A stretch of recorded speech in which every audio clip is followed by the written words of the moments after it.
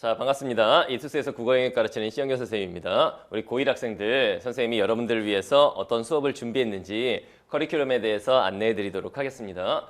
자, 본격적으로 커리 안내를 하기 전에 여러분들이 보게 될 수능이 이전 수능에 비해서 많이 뭔가 달라진다는 것 알고 있죠. 그렇기 때문에 뭔가 준비해야 되는 것도 달라야 할 텐데 일단은 커리 설명 이전에 도대체 여러분들이 볼 수능 국어는 뭐가 달라지는지 그거에 대해 선생님이 간단하게 안내를 먼저 하고 그 다음 커리 설명으로 넘어가도록 할게요.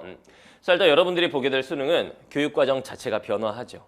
어떻게 변하냐면은 기존 수능 같은 경우에는 2009학년도 개정 교육과정에 바탕을 둔 시험이었다면 여러분들이 보게 될 수능은 2015학년도 개정 교육과정에 바탕을 둔 시험이죠. 선생님, 이게 뭐가 다른 겁니까? 그러니까 여러분들한테 교육과정이 뭐 세부적인 내용이 뭐다 이런 걸 알아야 된다는 건 아니야. 그냥 전반적으로 봤을 때 교육과정이라고 하는 게 5년, 6년에 한 번씩 바뀌는 건데 여러분들이 그 바뀌는 세대에 해당한다라는 거지. 그러면 교육과정에 반하면 뭐가 바뀌느냐? 교과 체계가 달라지게 돼 있어요. 교과 체계라는 게 뭐냐면 쉽게 말하면 교과서가 이전에 비해서 달라졌다는 얘기죠. 기존 교과 같은 경우에는 이렇게 세 과목이었어. 화법과 작문, 문학, 독서와 문법. 세 과목이었다면은 여러분들이 배우는 교과는 이미 교과서에 그게 다 반영이 돼 있죠. 화법과 작문, 문학, 독서, 그리고 언어와 매체. 뭐가 없어졌죠? 문법이 없어졌지. 아니 선생님, 국어에서 문법이 사라집니까? 그렇지 않아요. 언어와 매체라는 과목 자체가 문법을 포함하고 있는 거지. 무슨 말인지 알겠죠? 일단은 교과 체계 자체가 이렇게 바뀌었어요. 뭐 이거에 맞게 수능 시험도 당연히 바뀌겠죠. 수능이 어떻게 바뀌게 되느냐? 이렇게 바뀝니다. 이렇게.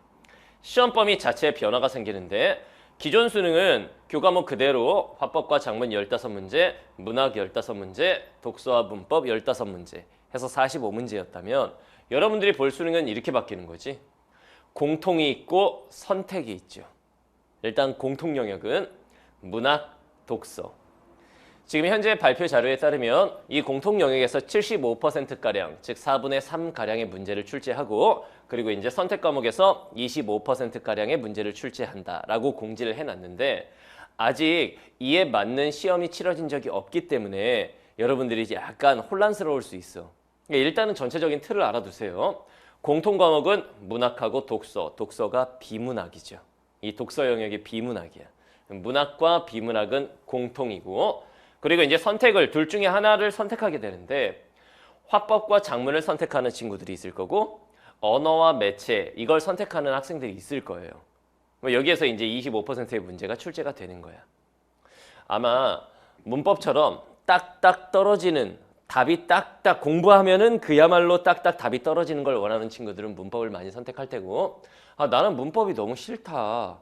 나는 문법보다는 공부를 많이 하지 않아도 문제를 어느 정도 풀 수 있는 화법과 작문을 선택하겠다. 이런 친구들은 화법과 작문을 선택하게 되겠죠. 그건 여러분들의 선택인 거니까. 수능시험 체계 자체가 공통과 선택으로 분리가 된다. 수능 역사상 사실상 처음 있는 일이에요. 국어 영역에서 선택 과목이 도입된다라는 거. 여러분들이 그 세대에 딱 걸려버린 거죠. 그죠?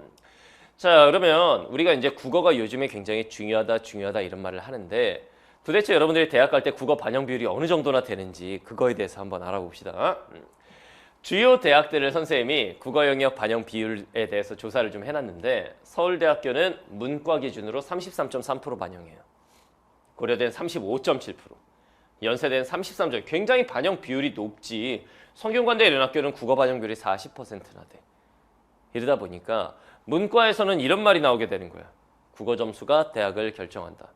선생님, 수학이 더 중요하지 않나요? 정답. 일단 기본적으로는 수학 점수가 대학 갈 때는 제일 중요한 건 사실이에요. 그런데 국어 과목이 문과에서는 수학 못지않게 중요하다는 얘기지. 그러니까 여러분들 인식은 이렇게 바뀌어야 돼. 중학교 때까지는 국영수 중에 영수, 영어 수학 중심으로 공부했다면 이제 여러분들이 이제 선생님 고1부터 수험생이라고 이제 부를 텐데 여러분들처럼 고등학생, 즉 수험생이 되게 되면 투톱 과목을 수학과 국어로 생각을 하셔야 돼요. 알겠죠? 문과 학생들은 이렇습니다. 그럼 이과는 어떠냐? 이과 학생들, 자연계 학생들, 여러분들이 이제 선택 과목도 뭐 다양한 과목 중에서 2개를 선택하면 되고 문과 과목 하나, 이과 과목 하나 이렇게 선택할 수도 있죠. 물론 상위권 대학들은 지정을 해놓을 거야. 무슨 선택 과목을 골라야만 지원할 수 있다. 이렇게 돼 있을 텐데 일단 여러분들은 그런 어떤 영역이라는 게 좀 파괴된 그런 교과 과정 하에 있습니다. 이과도 국어 반영 비율이 이렇게 높아요. 주요 대학 보면은 연세대나 한양대를 제외한 나머지 대학들은 굉장히 높은 반영 비율을 보인단 말이야. 기존의 이과 학생들은 수학하고 과탐하고 나중에 시간 남으면 국어 하지 뭐 이런 생각이 짙었다면 여러분들은 절대로 그렇게 생각하면 돼. 여러분들은 국어가 수학 다음으로 중요한 과목이구나. 이과 학생들도 이렇게 생각해야 돼. 선생님 이런 친구들 많이 봤어. 이과에서 제자들 중에서 이과인데 다른 과목 다 잘 봤어. 수학도 잘 보고 과학도 잘 보고. 그런데 국어를 망쳐서 국어 점수 때문에 발목 잡히는 학생들을 많이 봤어요.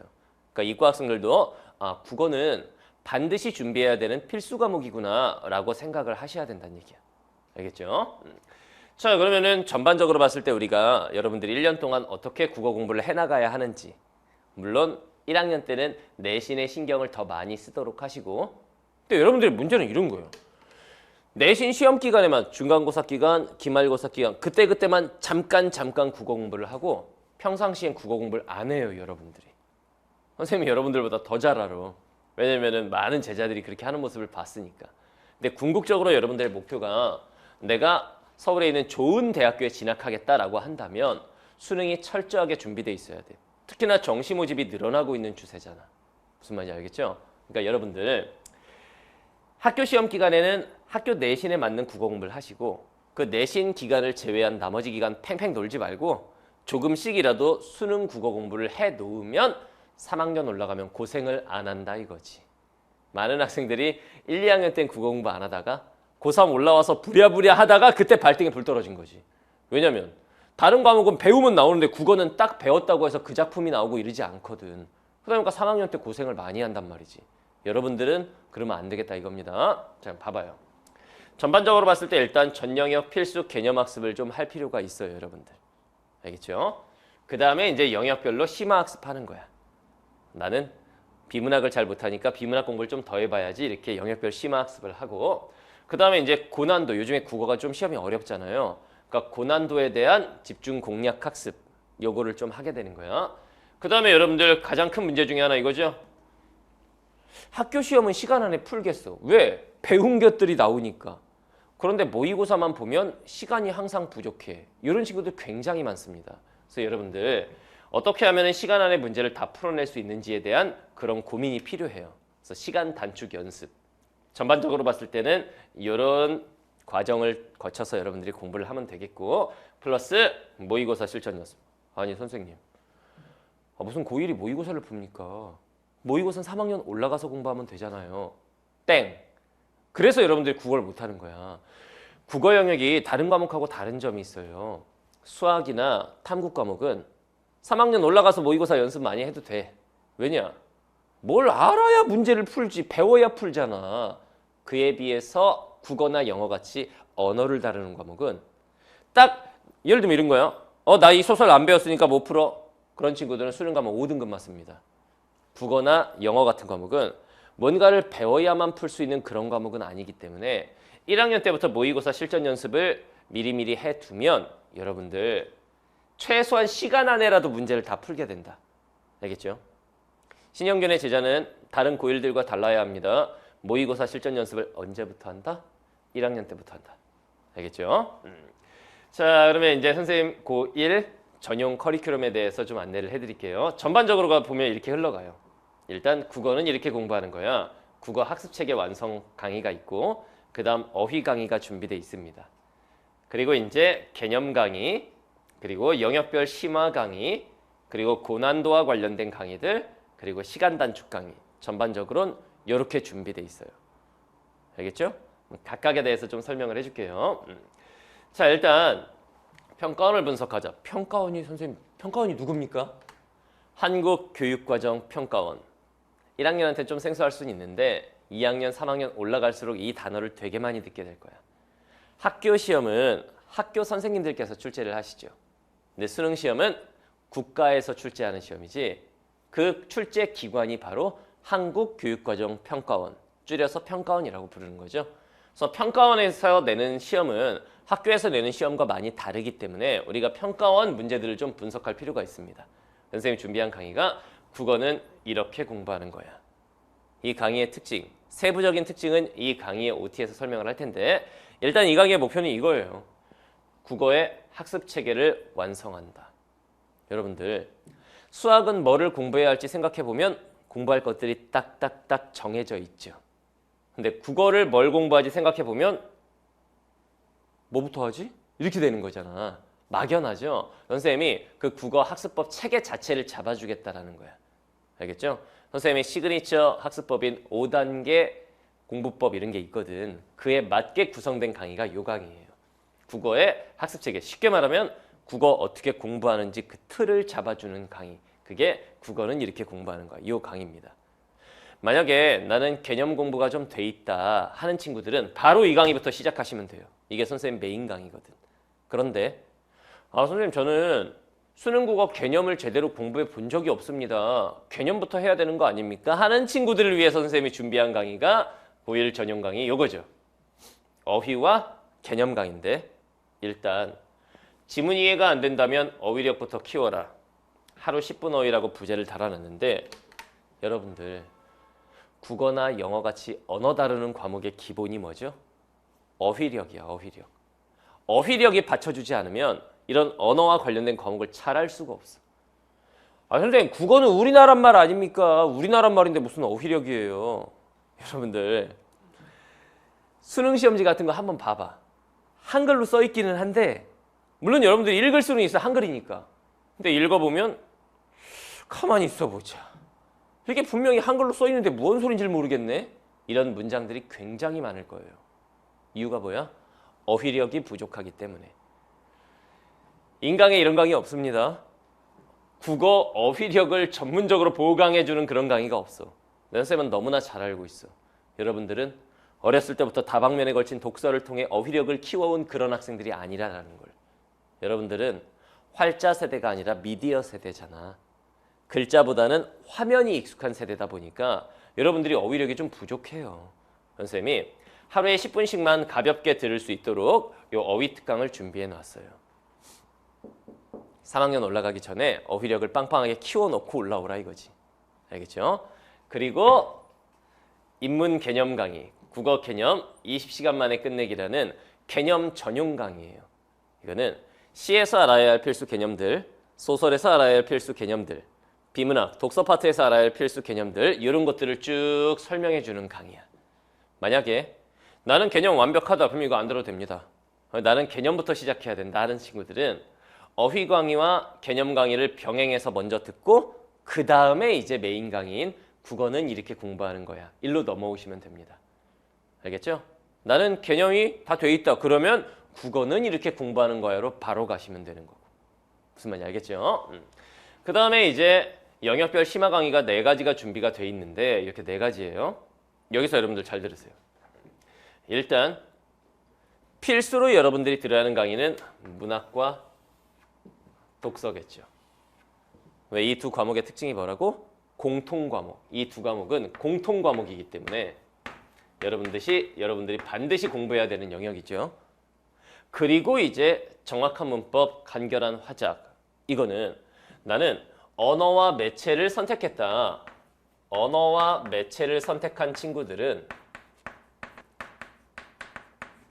이 정확한 문법 강의를 선택하면 되겠고 나는 화법과 작문을 선택했다. 그런 친구들은 간결한 화작 강의를 선택하면 돼요. 다시 말하면 이 두 과목은 과목 자체가 선택 과목이기 때문에 본인이 선택한 또는 3학년 때 나는 이걸 할 거야. 그 과목에 맞게 수강을 하시면 된다 이거예요. 무슨 말인지 알겠죠? 본인의 선택 과목에 맞게 수강을 하시면 되겠다. 선생님 저는 아직은 언어와 매체를 할지 화법과 작문을 할지 수능에서 뭘 선택할지 아직 모르겠습니다. 그러면 2개를 다 들어보세요. 그러면 알게 돼. 아, 나한테 더 맞는 건 이거구나를. 무슨 말인지 알겠죠? 그래서 독서와 문학은 공통 과목이니까 필수 수강 대상에 해당하고 그 다음 문법과 화작은 본인의 선택 과목에 따라서 선택을 하면 된다는 거예요. 이 부분 중요합니다. 무슨 말인지 알겠지? 자, 그 다음 고난도 대비 특강. 강의가 세 가지가 있는데 일단 첫 번째 고전 문학 10강 완성. 이거는 뭐냐면은 고전 시가나 고전 소설을 보면 도대체 무슨 말인지를 모르겠다. 나는 이거 옛날 말로 써 있으면 숨이 턱턱 막힌다. 이런 친구들을 위한 강의예요. 알겠죠? 그 다음에 최고난도 독서, 최고난도 문법. 이건 뭐냐면 소위 말하는 대치동에서 유행하는 뭐 경찰대 기출문제라든가 리트, 미트, 피트 시험. 다시 말하면 법학적성 능력 시험, 로스쿨 시험 같은 거 있죠. 그런 고난도 지문들을 바탕으로 해서 어려운 문제들을 한번 풀어보는 그런 강의예요. 최고난도 독서, 최고난도 문법. 알겠죠? 그러니까 여러분들이 난 1학년 때 최고난도까지 가는 건 너무 머리 아프다. 그 전까지만 하고 싶다. 그러면 그 전에서 끝내도 됩니다. 나는 욕심이 좀 있다. 1학년 때 이미 고등학교 3학년 정도 실력을 만들어 놓겠다. 국어만큼은. 그런 친구들은 이 최고난도 독서와 최고난도 문법, 고전문학 10강 완성까지 선택해서 수강하면 되겠다 이거예요. 무슨 말인지 알겠죠? 자, 그 다음에 아까 선생님이 말했던 시간 단축 강의, 선생님의 자랑거리죠. 선생님의 대표 강의고 인간 역사상 최초의 강의이고 지금까지도 유일무이한 강의. 어떻게 하면 국어형에서 시간을 단축할 수 있는가? 어떻게 하면 뒷부분 시간 부족해서 찍는 걸 방지할 수 있는가? 그런 걸 이제 선생님이 설명하는 강의인데 선생님, 여러분들의 선배들이 이 강의를 듣고 말하기를 이 강의가 끝나고 최소한 15분 정도 시간을 단축할 수 있었다. 그래서 이제 시간이 부족한 건 말끔히 사라졌고 시간이 오히려 남아서 검토할 시간이 생겼다라고 말한 강의가 바로 이 강의입니다. 타임어택 대박 강의죠. 이 강의는 반드시 수강하도록 하세요. 여러분들 주변 친구들 보면은 또는 선배들을 보면 국어는 맨날 시간이 부족해 이런 친구들 많을 텐데 이 강의 들으면 그런 고민이 해결이 될 거예요. 알겠죠? 요 커리를 쭉 따라오시면 됩니다. 그 다음에 이제 실전 연습 선생님이 아까 말했죠. 신영균의 제자들은 고1 때부터 이미 모의고사를 푼다. 알겠지? 선생님이 준비한 신영균 모의고사 시리즈가 있어요. 시즌 1, 시즌 2, 시즌 3 그리고 파이널까지 있는데 1학년 과정에서는 시즌 1, 시즌 2, 시즌 3까지만 하셔도 됩니다. 파이널은 빼도 돼요. 알겠죠? 선생님 모의고사 강의의 강점은 뭐냐면 인강에서 찾아볼 수 없는 관리형 모의고사. 이 관리형이라는 말이 굉장히 중요해요. 여러분들 그냥 내버려두면 어떻게 해요? 문제 풀고 채점하고 틀렸네? 답안지 보고 오케이 알겠어 끝. 이건 안 된다는 얘기입니다.